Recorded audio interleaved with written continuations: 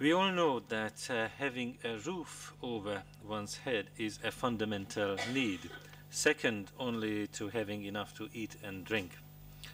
We also know that the housing sector has been a major factor in driving economic growth and employment in many member states over the years. But the speculative bubbles that developed on the housing and mortgage market across the Atlantic and in some European member states were among the early signals of a crisis that is still unfolding. And among the social effects of the crisis has been a steep rise in unemployment and an aggravation of social exclusion and homelessness. One could even see this as an inverse situation to that of the housing and financial bubble. In any case, the point is that the lack of adequate housing has become a serious social problem in Europe. The European Union tackled the economic crisis and its social dimensions head-on from an early date. Back in March 2010, the European Commission put forward Europe 2020, our strategy for a dynamic, forward-looking economy based on innovation, environmental sustainability, and social inclusion. This strategy has, in particular, helped to put employment and social inclusion higher up the EU agenda by setting headline targets for these two areas to be reached by 2020: an employment rate of 75% for people aged 20 to 64, and lifting at least 20 million people out of poverty or social exclusion. Following up on Europe 2020, the Commission has proposed arrangements to improve economic governance and coordination at Member State and at EU level. The new governance arrangements involve a stronger economic agenda and closer EU surveillance, action to safeguard the stability of the euro area, and action to deal with the shortcomings of the financial sector. Let me say something about each of these three elements. First, the EU's economic agenda and stricter surveillance are based on an agreed policy priorities and targets under Europe 2020, additional commitments taken by Member States participating in the Euro Plus Pact, and tighter EU surveillance of economic and fiscal policy under the Stability and Growth Pact. Also, new tools to tackle macroeconomic imbalances and a new working method, the so-called European semester, are very important. The European semester involves coordinating the Member States' budgetary, macroeconomic and structural policies in the first half of each year. We are currently in the middle of the second European semester, and the Commission departments are assessing the national reform programs and are drafting country-specific recommendations, including in the employment and social protection areas, for adoption by the Commission at the end of May. Now, secondly, the EU has acted to safeguard the stability of the euro area and respond to the sovereign debt crisis. This has involved setting up temporary support mechanisms to be replaced by the European Stability Mechanism later this year. Such support depends on rigorous fiscal consolidation and economic reforms geared towards strengthening the growth potential of the countries concerned.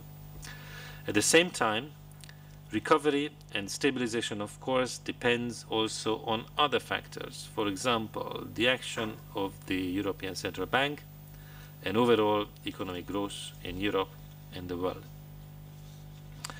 In March this year, 25 member states have further stepped up their efforts for ensuring fiscal discipline by signing the Treaty on Stability, Coordination and Governance within the EMU.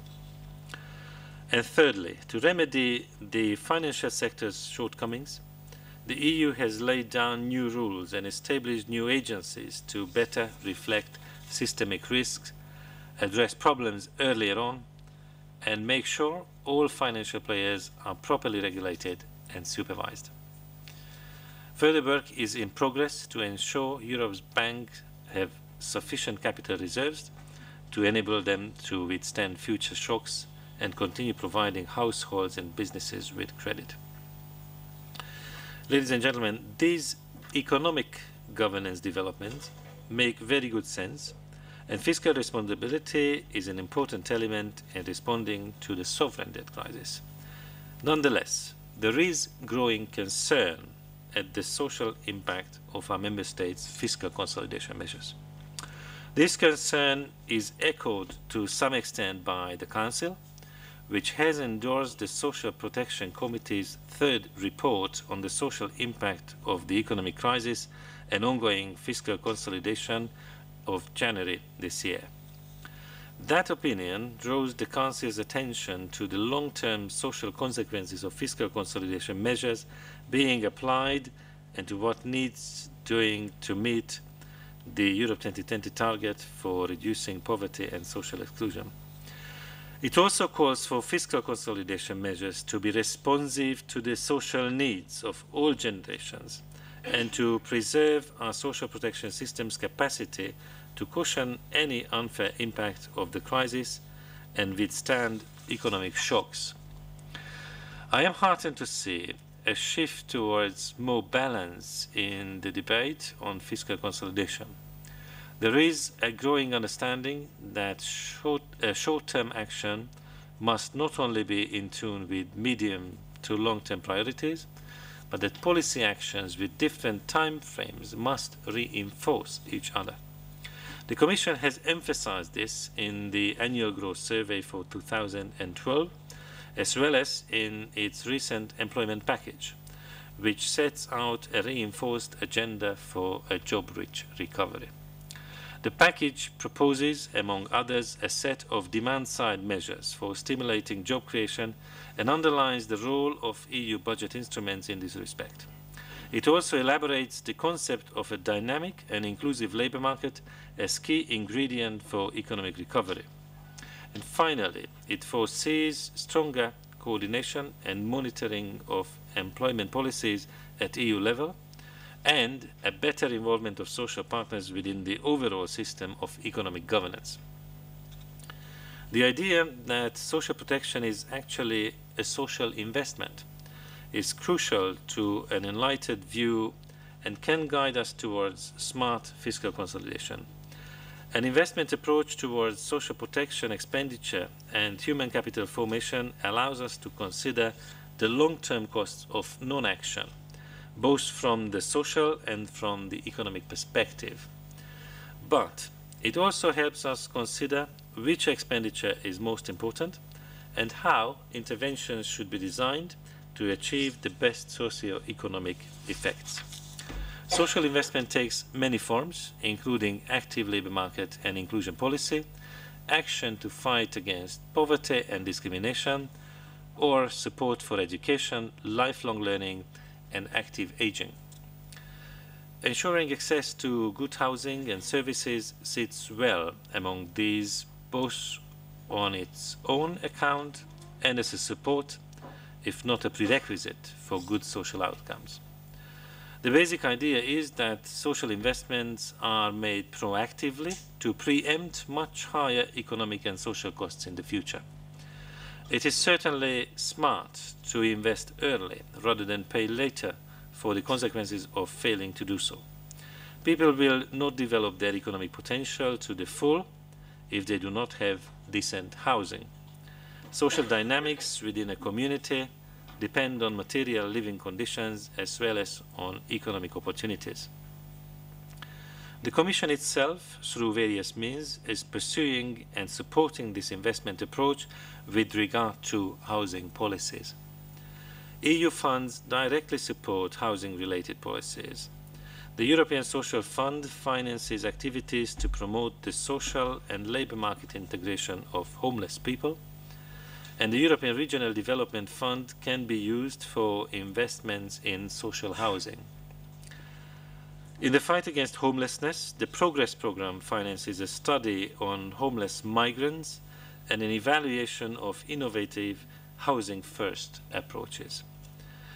There will also be a new pilot project focusing on aspects of domestic property repossession and possibilities of forestalling it. As part of the multi-annual financial framework for 2014 to 20, The Commission has proposed that at least 20% of total social fund financing in each member state should be allocated to the objective of promoting social inclusion and fighting poverty. The Commission has also proposed that each member state should allocate at least 5% of its regional development fund allocations to actions for sustainable urban development. Besides these ongoing and proposed investments, the Commission has adapted the EU rules on state aid, which are sensitive to the importance of social housing and the need for member state authorities to invest in it. Under the so-called Almunia package on state aid for services of general economic interest, the social housing sector continues to be exempt from the requirement for aid to be notified to the Commission. The Commission drafted these proposals following a very wide consultation in which organizations representing social housing at national and EU level were very active. Ladies and gentlemen, there are in these days many discussions, not just on particular aspects of social policy, but also about the European social model as such. I believe this European social model is in a process of renewal, and the Europe 2020 strategy is our main blueprint for that process. The values of cohesion, solidarity, equal opportunities and social justice remain at the heart of Europe's socio-economic strategy, and they continue to be understood as important prerequisites for our future economic prosperity. The housing bubble may have burst, but in order to be able to make their contribution in society, people still need homes. We must make sure they can also afford them. I thank you very much for your attention.